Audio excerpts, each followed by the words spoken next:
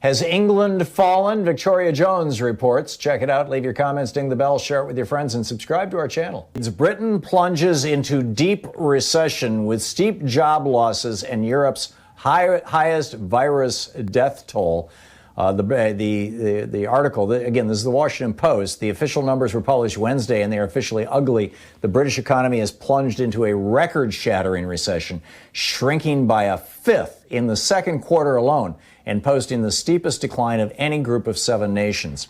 On the line with us is Victoria Jones of the D.C. Radio Group, who is an American citizen but was born in the United Kingdom and keeps careful track. Her Twitter handle is Victoria Jones DC, and the D.C. radio company.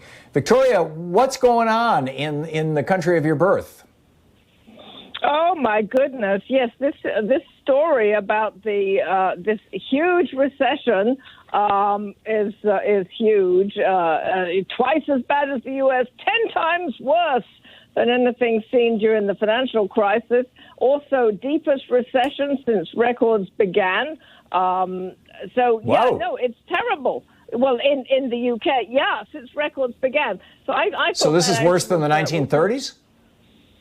Well, I don't know, but that was what they're saying in one of the major newspapers. These were all big newspapers. Well, since their records began, and also what one of the these are all the serious newspapers pointed out was that really this all happened based on about 2 months of really bad performance. Not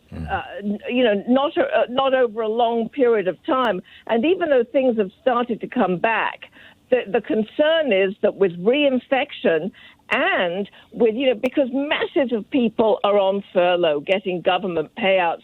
For example, one of my nephews who teaches very high-level sport at a university, he's been on furlough. Well, the furloughs are going to end towards the end of the year.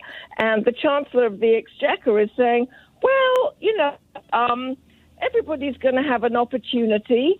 And a lot of these jobs were going to go away anyway. And let's put Victoria back on the board. Hey, Victoria, you vanished in mid-sentence.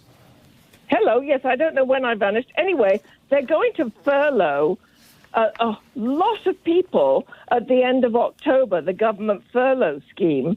The shadow chancellor, Annalisa Dodds, that's the Labour chancellor, the opposition, wants income support targeted at sectors of the economy that have not yet reopened, and those in specific areas affected by local lockdown, because they're doing local lockdowns now, particularly in the north. But the Chancellor of the Exchequer, the Conservatives, the right-wing party, is basically saying, well, it's just going to happen. Tough luck.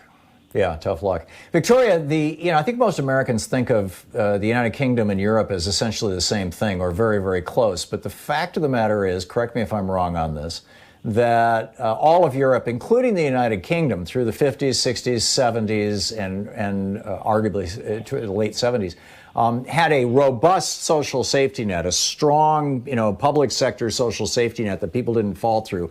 Margaret Thatcher came into office in 1978 and began deconstructing that, and Tony Blair continued the process with his neoliberal so-called austerity programs. And now you've got Boris Johnson, who's kind of the Donald Trump of the United Kingdom, continuing this tradition of, screw the workers, screw the average person. We don't need no stinking social safety net. We're going to make Great Britain, safe for billionaires, but not the average person. So the situation in Denmark or Germany or France or Spain is radically different in terms of, people being caught by the social safety net than the United Kingdom. Do I have that right? Oh, I think you have it right. I think also there is a sense that, and there will, of course, be an investigation into the government's handling of coronavirus, is that Boris Johnson's government and Boris Johnson himself failed to see the threat from coronavirus until much later than other European countries, did not lock down until later. And Boris Johnson himself refused to believe, really, in coronavirus as a serious illness. Well, wasn't Matt Hancock, the Secretary of Health, or whatever that title is over there, wasn't he talking about herd immunity for the first 4 or 5 months of this? Yes. And there was massive deaths in care homes, nursing homes, and also it was spreading from hospitals because of problems, and that's been a big problem. Also, Britain is more reliant on the service sector than the rest of of Europe, and on travel and tourism.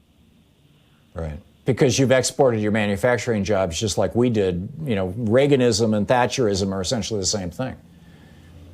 Yes, and of course, even what there is has stopped. Yeah, for lack of demand, or because people are too sick to go to work or afraid to go to work, or all of the above. The plants have been shut down for now. They've been locked down. Yeah. What a mess. And Great Britain and the United States seem to be the two countries that are most, the developed countries in the world, the most singularly unequipped to deal with it. Victoria Jones of the DC radio company, Victoria Jones DC is her Twitter handle. Thank you, Victoria.